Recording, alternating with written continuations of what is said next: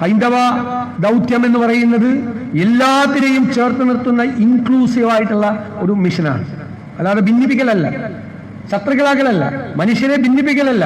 എല്ലാ മനുഷ്യർക്കും ഇടമുണ്ടെന്നും എല്ലാ മനുഷ്യർക്കും അവരവരുടേതായ ഇത്രമാത്രം ഡിനോമിനേഷൻസ് ഉള്ള വേറൊരു റിലീജിയൻ ലോകത്തെങ്ങുമില്ല. വ്യത്യസ്തതകളുള്ള എത്ര ജാതികൾ, ഉപജാതികൾ എല്ലാം ഉണ്ട്. എത്ര ആരാധനാക്രമങ്ങളുണ്ട്. ഞാൻ ആരാധിക്കുന്നത് പോലെയാണ് വേറൊരാൾ ആരാധിക്കുന്നത്. എന്റെ ദൈവമാണോ വേറൊരാളുടെ ദൈവം? ഇത്രമാത്രം മതത്തിനുള്ളിൽ ഇത്രമാത്രം ഡിനോമിനേഷൻസ് ഉള്ള, വൈവിധ്യങ്ങളുള്ള വേറൊരു മതമില്ല. അപ്പൊ എല്ലാത്തിനെയും ചേർത്ത് നിർത്താൻ കഴിയുന്ന ഒരു ഇൻക്ലൂസീവായ ഒരു നേച്ചർ ഈ മതത്തിനുണ്ട്. ഋഷിവര്യന്മാരുടെ തപസ്സുകൊണ്ട് അവരതിന് മനോഹരമായ വ്യാഖ്യാനങ്ങൾ നടത്തിയിട്ടുണ്ട്. അതിനെ നമ്മൾ ദുർവ്യാഖ്യാനം ചെയ്യാതിരുന്ന മാത്രം മതി.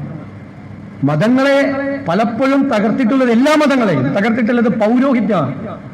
പൗരോഹിത്യം ഭരണകൂടവുമായി ഗൂഢാലോചന നടത്തി മതങ്ങളെ ദുർവ്യാഖ്യാനം ചെയ്ത് എല്ലാ മതങ്ങളിലെയും പൗരോഹിത്യം, ഹിന്ദുക്കളുടെ മാത്രമല്ല എല്ലാ മതങ്ങളിലെയും പൗരോഹിത്യം കാലാകാലങ്ങളിൽ ഭരണകൂടവുമായി ഗൂഢാലോചന നടത്തി അവരുടെ സൗകര്യത്തിന് മതപരമായ കാര്യങ്ങളെ ദുർവ്യാഖ്യാനം ചെയ്തിട്ടുണ്ട്.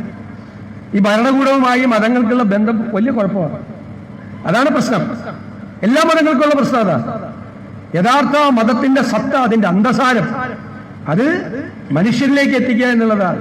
ഞാൻ കണ്ടിട്ടുള്ളതിൽ ഏറ്റവും വലിയ എല്ലാവരെയും ചേർത്ത് നിർത്താൻ പറ്റുന്ന മതം ഹിന്ദു മതമാണ്. അതിന്റെ സനാതന ധർമ്മം എന്നുള്ള കൺസെപ്റ്റ്, ഇന്ന് സനാതന ധർമ്മത്തേക്ക് ചിലര് സ്റ്റേജിലൊക്കെ ഇരുന്ന് പ്രസംഗിക്കുന്ന കേട്ടാൽ നമ്മൾ തലേ കൈവച്ചു, ഇതാണോ നമ്മളറിഞ്ഞ സനാതന ധർമ്മം എന്ന് നമ്മൾ വിചാരിച്ചു. അതൊന്നുമല്ല, അവരതിനെ ദുർവ്യാഖ്യാനം ചെയ്യാണ്.